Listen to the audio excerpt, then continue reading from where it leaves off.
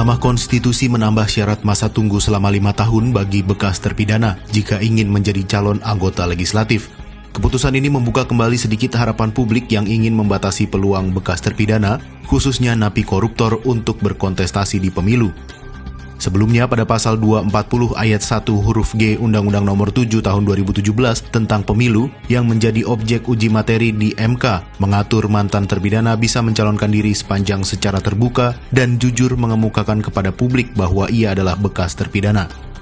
Pada pemilu periode sebelumnya yakni 2019 hingga 2024, Indonesia Corruption Watch merilis daftar nama 46 bekas napi kasus korupsi yang mendaftarkan diri sebagai calon legislatif DPRD Provinsi dan DPD untuk periode 2019-2024. Mereka ini adalah sebagian dari 2.343 total anggota DPRD Provinsi dan DPD yang maju pada pemilu 2019 dan perlu diwaspadai rekam jejaknya.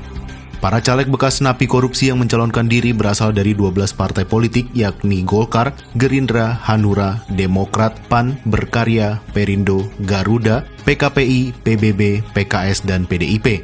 Partai yang mencalonkan bekas napi kasus korupsi terbanyak adalah Golkar berjumlah 8 orang.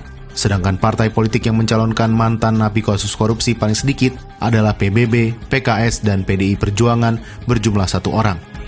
Ekspektasi publik sebenarnya lebih dari itu, khususnya bagi bekas terpidana kasus korupsi, publik berharap benar-benar tidak boleh lagi memasuki lembaga-lembaga negara. Hal ini terbaca dari hasil jajak pendapat Litbang Kompas pada awal Desember 2022. Mayoritas responden atau sekitar 90,9% tidak setuju jika bekas terpidana kasus korupsi menjadi calon anggota legislatif di pemilu. Sepertiga bagian dari kelompok responden yang menolak beralasan semestinya mereka yang sudah pernah terlibat kasus korupsi tidak layak lagi dipercaya mengemban amanah rakyat yang direbut melalui pemilu.